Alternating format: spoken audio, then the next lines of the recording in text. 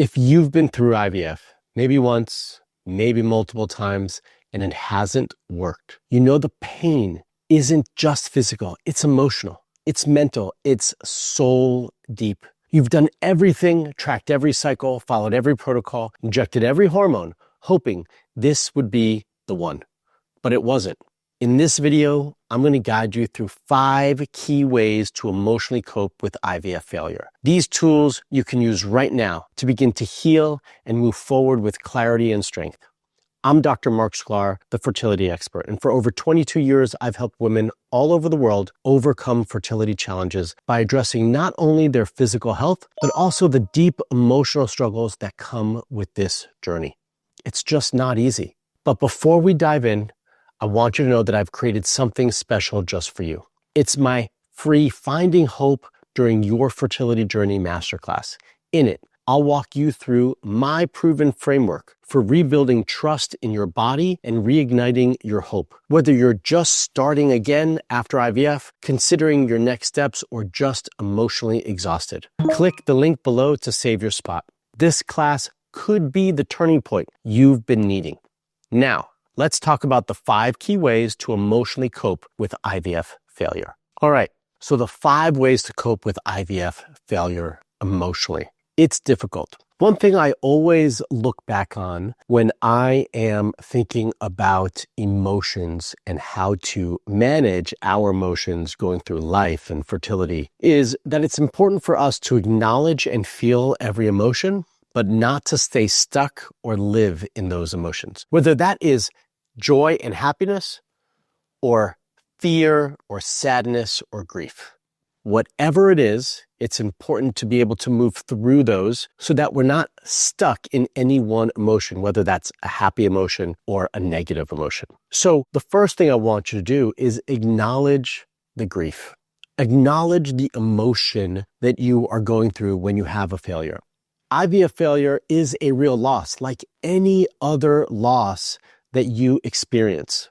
Suppressing your feelings doesn't make you stronger. It doesn't make you a better person or someone who could really tackle difficult situations. It actually delays your healing and your ability to move through it. So I want you to ask yourself some questions. What am I truly grieving right now? Or what am I angry about right now? What is it right now that is real for me with this emotion?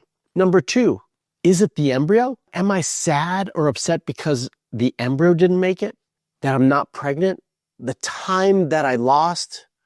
The hope that I had that didn't come to fruition?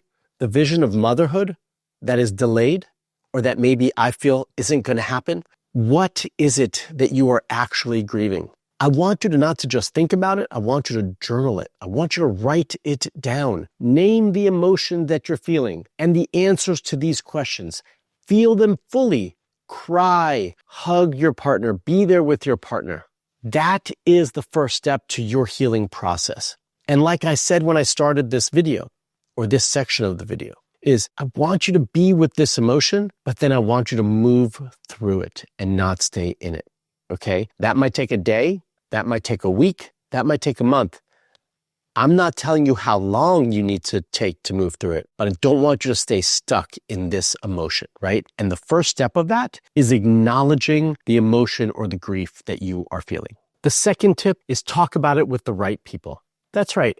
Open up to the right person or individuals or group, because you don't have to do this alone and you shouldn't have to do this alone, but be selective about who you open up to. It can't be with everyone. Most people just don't understand what you're going through. But find a safe space or a safe person, a therapist, a support group, a fertility coach who understands what you're going through, gets it, and can be there to listen, give you the emotional support that you need, and help you work through those next steps, like where you're going to go next. So the first step in that process, by the way, the tip I gave you before, was for you to do something personal, individual. This one is about doing something with somebody else. I do suggest that it's not your partner. You lean on that person, on that partner for so many things. They're going through their own struggles right now as well. They should do the same exercise that you did with my first tip. They should find their own person or group to support them, but you shouldn't be each other's. You need somebody else to talk to as well. So talking out loud helps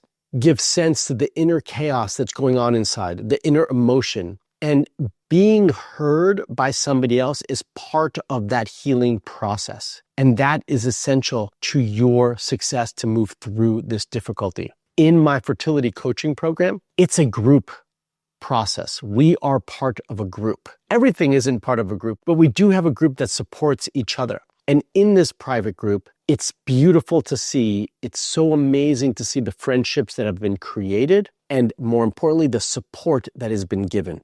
These individuals, these couples, these women are there to lift each other up when things are difficult, to give each other hugs and emotional support when you need them, and be able to help you get through this process. And in addition to that, I'm there to support you as well, because I've done it for 22 years with thousands of couples and women. I've seen it all the challenges, and I am there to walk you through it and help give you the support you need in this difficult time. Number 3, reconnect with your body. You've been through a lot. IVF can feel like a science experiment, and it often makes you feel disconnected with your body. You feel symptoms you've never felt before. You have thoughts you've never thought before. You don't feel like yourself. Now, after a failed cycle, it's time to nourish yourself, to reset and reconnect with your body. This can come in many forms. It can be just, I need to go out into nature and go for a gentle walk, some gentle movement, maybe a massage, breath work. One of my favorite things to do when we are stressed or in a difficult place is just breath work. And by the way, when it comes to breath work, I do recommend you do this every day, okay? Whatever it is that you enjoy, whether that's a warm bath, sauna, acupuncture, whatever it might be, I want you to go back and reconnect with yourself. Your body is not broken. It just needs love and nourishment and affection. It doesn't need judgment. That's not what you're looking for right now. So find the thing that allows you to reconnect with your body and give your body a reset so that you can move forward in the fertility process. Number 4, you've done all these things. Now, don't rush into the next decision. I know that it's super tempting after a failure to just jump straight into the next cycle. It's part of your healing lane coping mechanism. Like, hey, I'm just going to power through and I'm going to go into the next cycle and we're going to forget about the last cycle. Sometimes that's appropriate.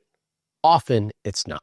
Often you really need space to reflect, space to ask yourself questions like, am I still committed to this path? Is this still the right path for me? Do I need to make changes on this path? It's the right path, but do I need to make changes? It's important to pause. The goal is not just pregnancy, it's your well-being as well, right? So this is something that I'm often discussing with couples in my Hope coaching program.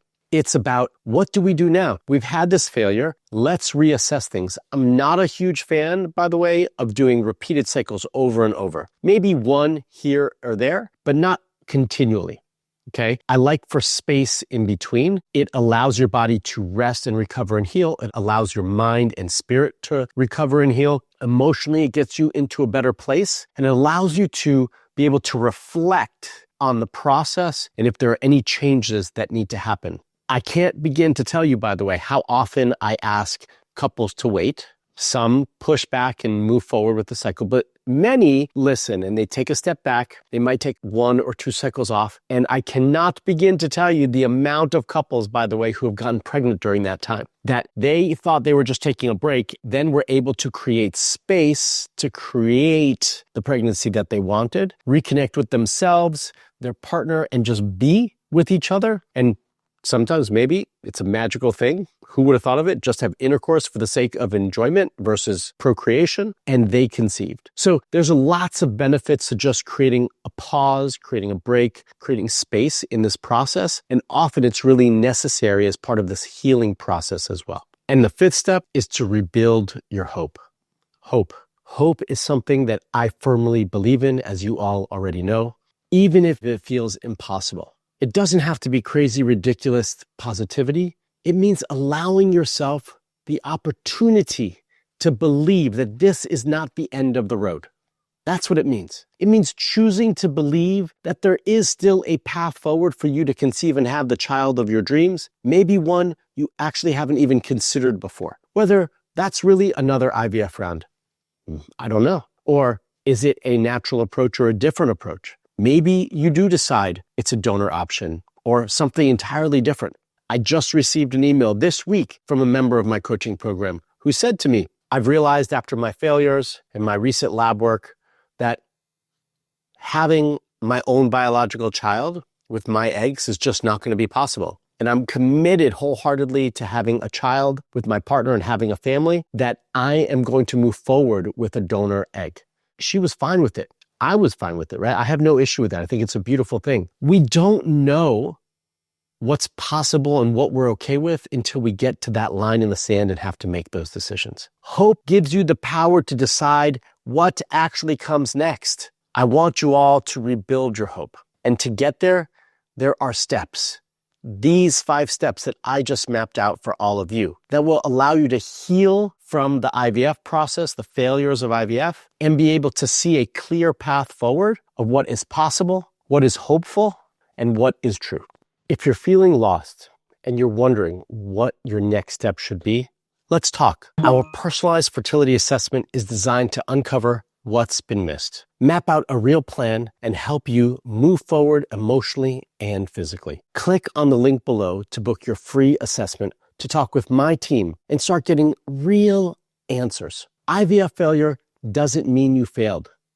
It means your journey is asking for a deeper kind of support, emotionally, spiritually, and physically. If you're ready to stop feeling defeated and start feeling empowered again, let me help you. You're not broken. You're not alone, and your story isn't over yet. Until the next video, stay fertile.